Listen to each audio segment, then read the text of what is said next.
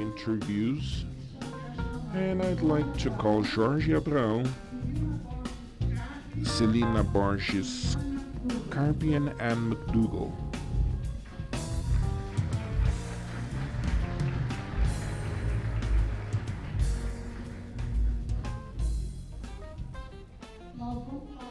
We will talk about really increasing social investments. We have a brilliant panel here, and we'll begin with Jorge. Jorge is an engineer. He is chairman of the Ethos Institute. Ethos Institute is one of our most important NGOs. It is an NGO of businessmen for businessmen. They do a spectacular work. When you look at corporate responsibility, it's an enormous pleasure to have you here, Jorge. Celina, great friend of mine, vice president of our network of women leaders for sustainable development. Celina is an executive. She is an engineer and a lawyer from the Libra group. She works in the Libra group, and a woman that is very engaged in social and environmental issues in Brazil.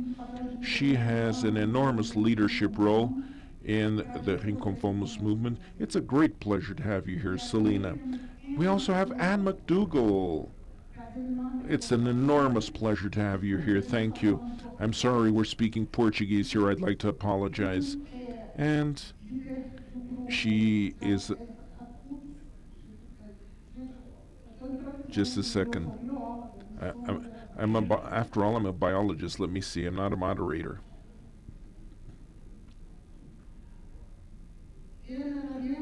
She's a member of the Harvard Advanced Leadership Initiative, and until recently she was Chief Operating Officer of the Acumen Fund. I learned this today. It's extraordinary. The Acumen Fund. It's a fund that invests in businesses to help eradicate poverty. Please, could you explain this to us later on? The work done by Acumen Fund. She has a long career as a lawyer, yes, and many positions at PricewaterhouseCoopers in New York, Paris. She is an executive and working today in one of the most admired universities. It's a great pleasure to have you three here, and our topic will be this issue of how we can improve social investments. I will ask some questions, but I want this to be interactive, informal. Please talk about your work. Each one of you talk about your work. And also, please ask questions to each other, you three. Please ask questions to each other also. So, for our largest social problems, is philanthropy the only solution, Jorge? Is there space for other solutions that would include business situations? Well, thank you, Adriana, for the nice words. Good afternoon to all of you here. It's a great pleasure to be here in this panel with you. I will try to answer, since I noticed that we're talking about vision and building a vision, to really share with you what we discuss at the Ethos Institute. We're an NGO. Franklin and Celina are part of our council. They're here with us, and they built this process with us, together with us there. But philanthropy is an issue that was very important for a long time. It's still very important. Many companies still use philanthropy as a way to go forward. I believe that these issues, philanthropy remains as an alternative, yes. But what we notice is that the challenges have become greater lately in general. And today, Minister Izabella mentioned this, the sustainable development issues. These motivate us. motivate us, inspire us as citizens, and also as businessmen, as executives. So, in some way, they are here to challenge us.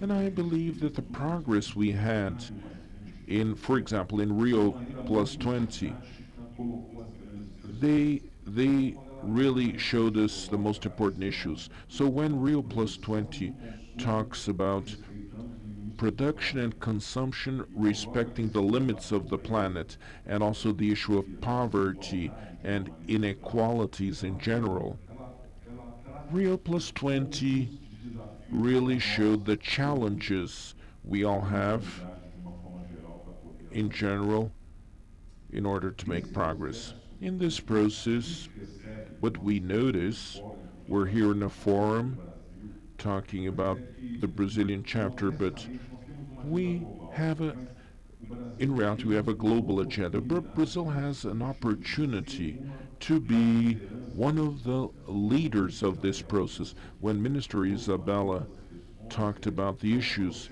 it is a process that is one of construction and proposals to lead. Brazil occupies important spaces. We have the minister in this panel, the ambassador. Our ambassador has an important role in ODSs, also Ambassador Figueiredo. So this helps us to have the possibility of building an agenda, cooperating and building an important agenda for the future, for sustainable development in general.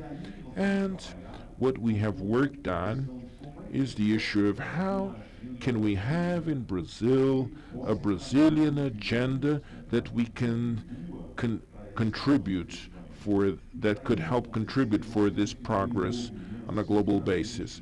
We must have the involvement of companies. Companies must be engaged, governments should be engaged, civil society should be engaged for this. The challenges are there, and they're so large that there's no single actor that will bring the solution by himself.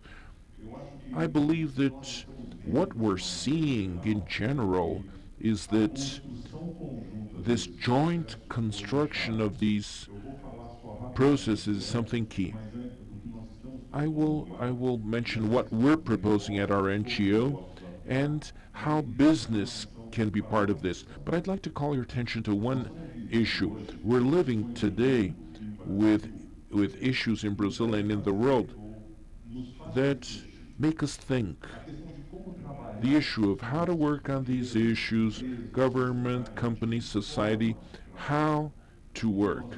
What we see today in young people in Turkey, and also young people in Brazil, in Spain, the issues that are arising bring a challenge. We need a new way to dialogue, a new type of dialogue, a joint construction of an agenda. And then maybe we can have good hints to be able to make progress in a more structured way, working on the issues of sustainable development. I would like to close my intervention here, Adriana, saying the following. The social issues, or how business could help, but social issues are here. We have poverty, we have inequality. If we really work on poverty, that is key. But if we don't eliminate inequalities, we won't reach sustainable development. And inequality, for example, recently, there's a book from Stigert called The Price of Inequality. And he says that when the world at different times get to a point where 1% of the population has 25% of the world's income, this will trigger a great crisis. And he shows historically that this happened many times in the last century. And we're now getting to such a point of concentration, of income concentration, Another issue includes gender, and this forum will cover this in great detail. Gender. Another issue that we cannot forget are the issues involving race. When we see the numbers, we notice the challenges we have. So when we have an idea of how to work, what the great problems are, and when we look at this in detail, the agenda becomes very solid, helping us to go forward. Now, companies can have a key role in this if they build practices, and each company here present can have practices, can help in these agendas, but join practices and contribute to the building of public policies to make these practices universal. This is what we want. This is the great challenge. The experience we have at our NGO is that this is possible. We can do this. Companies, the government in general, lacks this support. It's important for companies to show what they want, but not in a corporate sense, in the sense of public interest, because we all, in general, the companies too, we are interested in a better quality of life in the country where we live.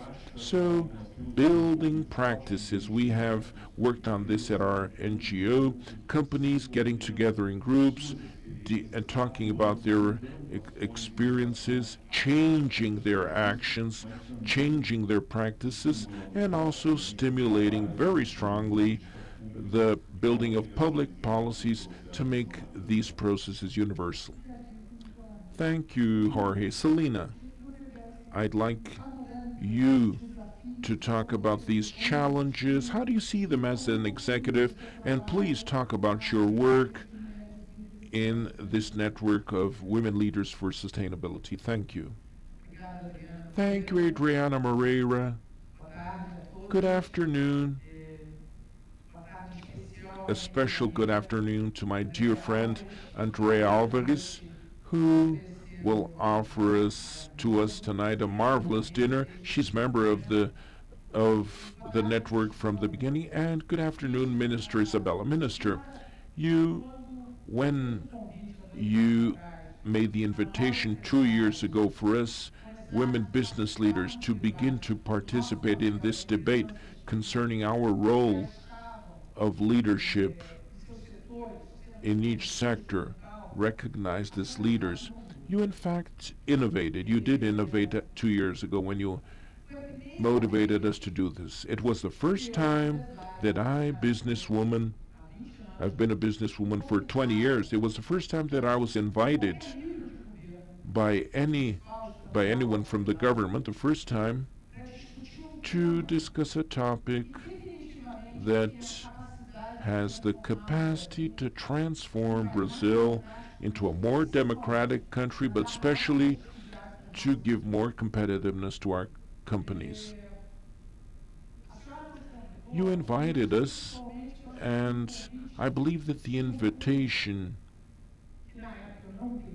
at the time I didn't understand this well, it included throwing this responsibility on us to open our eyes. Each one of us who participated in the network, I believe we felt this year. We felt this year. The first year was one of debates and seeing what we could do in relation to this topic, women leaders and the content of sustainability, which is the challenge that the planet has. So during the second year, in Rio Plus 20, you launched this women's network, and you really gave us goals until 2020. For example, more women in leadership positions, in administration councils, mentoring goals, other goals, also new standards of leadership. You asked us to have new stereotypes to be followed, and that don't come necessarily from the men's ethos space and other goals, many goals. In consumption, as you said, entrepreneurship, other goals that you suggested to us. The great innovation to me was partnership. Partnership between government, companies, civil society. In reality, there were people from all backgrounds in the first meetings and on the day of the launch. And you were able to really be a catalyst for all of this. And today I'd like to say that our greatest challenge is governance that will really help us continue and give us scale and impact. We want to reach our objectives to make a difference in this country. Among the questions that were in the material I received, I was curious about one of the questions. What are the main problems that our society faces? And I thought, women. And we're blessed. There are some angels that whisper in our ears every day. And an angel at 6:30 in the morning was whispering in my ear while I read the newspaper. And on the front page of the newspaper, it called my attention to a piece of data that in Rio de Janeiro, the strength of the women in the city, 50% of the families of the 6 million inhabitants in Rio de Janeiro, half of the families are led by women. Thank you, Eduardo de la Roque. Thank you, he's with us. Because thank you, finally this data was published, and now we can begin to think about what this means. Half of the families are led by women in Rio de Janeiro. When a family is led by a woman, so what is the role of this woman in private life? If it is led by women, she is the provider. She went to the public space, and she now is taking care of the aged and the children. What is our role? We take care of these same children and these same elderly. So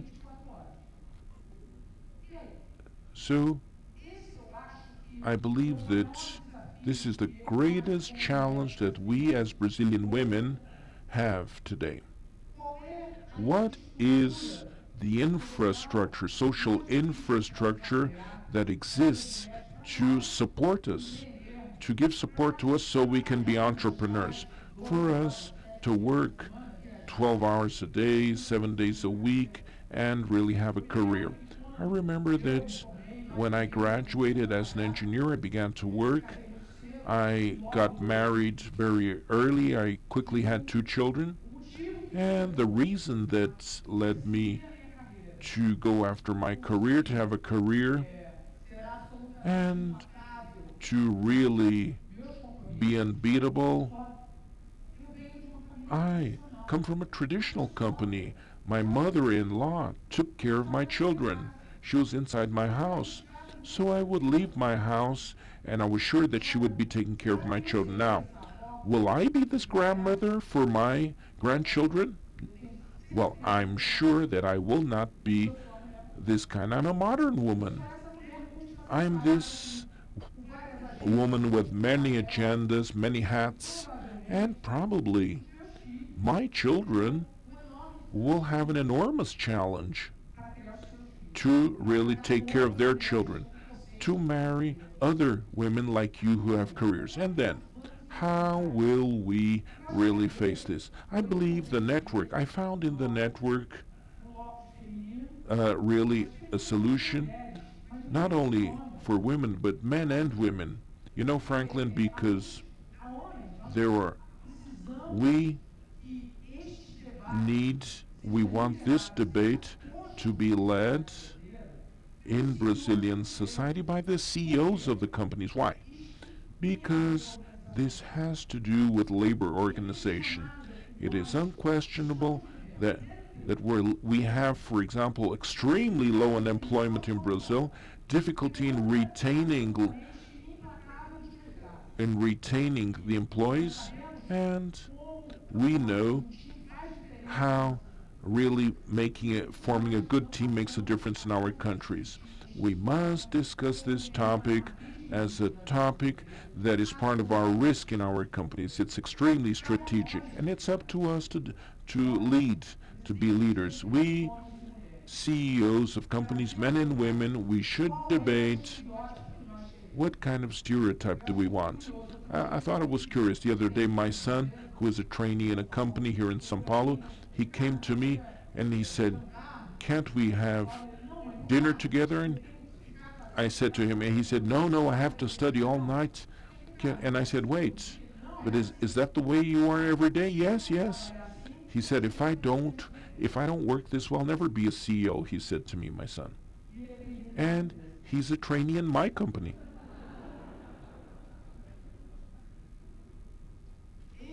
So these are the challenges. These are the topics that we have to debate. These are the topics that Izabella covered very well, and Izabella had us leave the comfort zone. Thank you, Izabella, thank you. It's a challenge. It's not only an intellectual challenge, it's an emotional challenge for all of us. So I'm open to questions and answers. I believe the Q&A session will be the most interesting part. Thank you, Celina, thank you.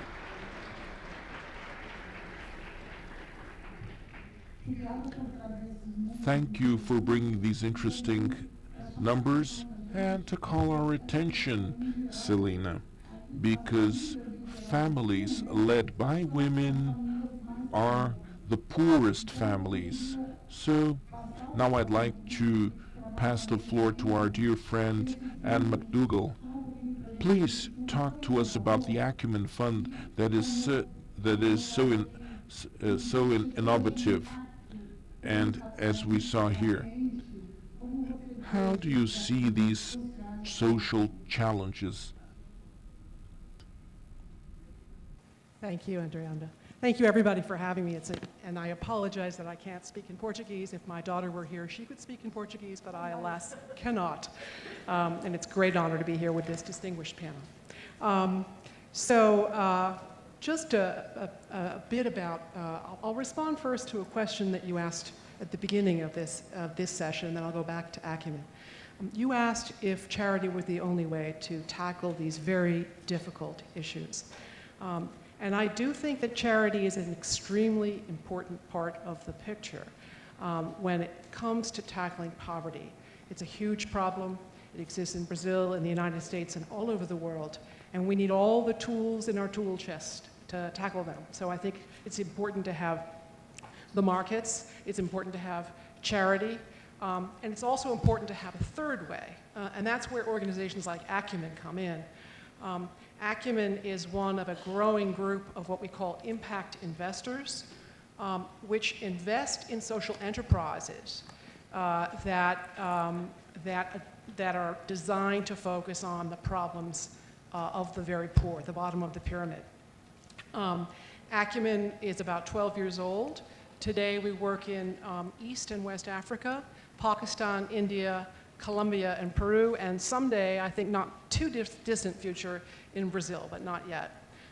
And we invest in businesses, people, and ideas.